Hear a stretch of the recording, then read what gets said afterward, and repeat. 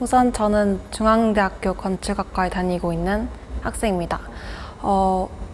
딱딱하게 얘기해보자면, 이제 중앙대에선 좀 건축, 도시 환경, 이걸 좀 융합적으로 해서 좀 예술적으로 그걸 건축을 풀어낸다. 그런 식의 목표를 가지고 있는데, 사실 교육을 받는 입장에서 그게 많이 마음속으로 와닿진 않고 그냥 동기들끼리 건축학과에 대해서 얘기할 때는 딱 낭만 건축이라고 정의를 하는데, 그게 이제 낭만이란 단어가 있어서 되게 좋게 들릴 수도 있지만, 이제 정말 낭만이 있으면 정말 동기들이랑 밤도 새고 만들고 그리면서 엄청 정말 낭만적이다 이런 말을 들을 수도 있는데, 다르게 말하면은 낭만 없이는 버틸 수 없다, 약간 이런 식으로 해석할 수 있어서 다들 이건 진짜 낭만 건축이다 이렇게 말을 하는데, 저는 제 전공에 대해서 그렇게 소개하고 싶습니다.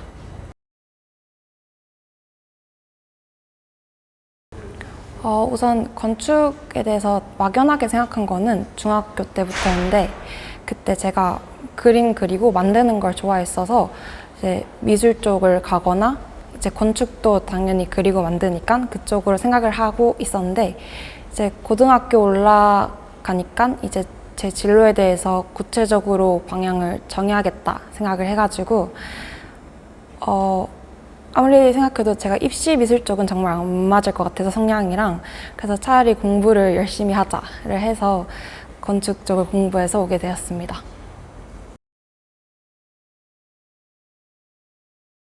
우선은 설계가 가장 큰 비중을 차지하고 있는데, 아직까진 개인적으로 진행한 설계밖에 없었지만 고학년으로 갈수록 설계도 팀플로 진행하고 그런 식으로 한다고 해서 좀 기대가 됩니다. 그리고 설계 외에는 이제 서양 건축사나 한국 건축사 같은 역사 과목도 배우고 있고, 혹은 정말 유명한 건축가들이나 그런 건축적 형태와 기법에 대해서 배우는 그런 이론 과목에 대해서도 한 학기당 2과목 정도는 이상 듣는 것 같습니다.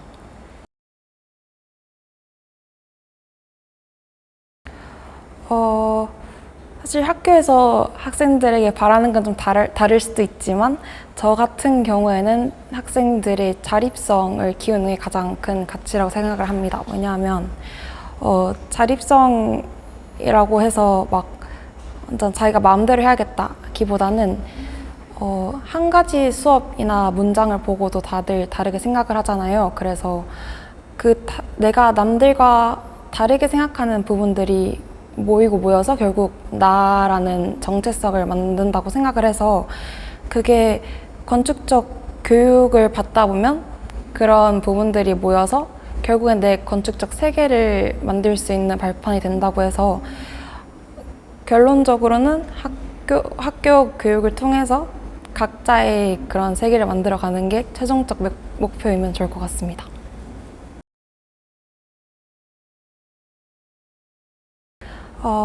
저는 개인적으로 글 쓰는 걸 되게 좋아하는 편인데, 학교에서 글을 쓰는 경우가 진짜 과제로 나오는 경우에는 별로 없어요. 근데 그렇게 과제로 쓰다 보면은 아무래도 제가 원하는 방향대로 자유자재로 쓰기도 어렵고, 아무래도 정해진 형식도 있고 그렇다 보니까 좀 답답하게 느낀 적이 많았어서 따로 글을 쓸 수 있는 다른 활동이 있을까 찾아보다가 이제 건축 잡지 잡담에서 에디터로 활동하고 있고, 빈칸이라는 단체에서도 에디터로 활동을 하고 있고, 생각지대라는 비영리 민간단체에서도 마찬가지 에디터로 활동하면서 되게 다양한 주제로 다양한 사람들과 함께 제 나름의 건축에 대한 글과 생각을 풀어내고 있습니다.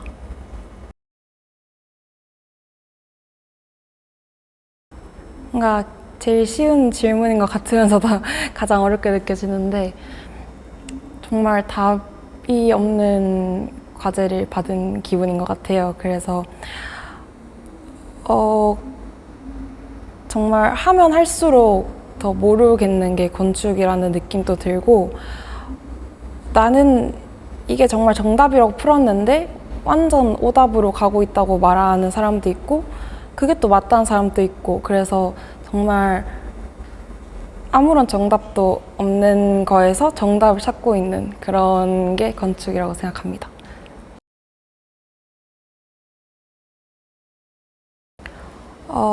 저는 일단 후회한 적은 없습니다. 이제 왜냐하면 제가 제 선택에 대해서 후회하지 않는 편이기도 하고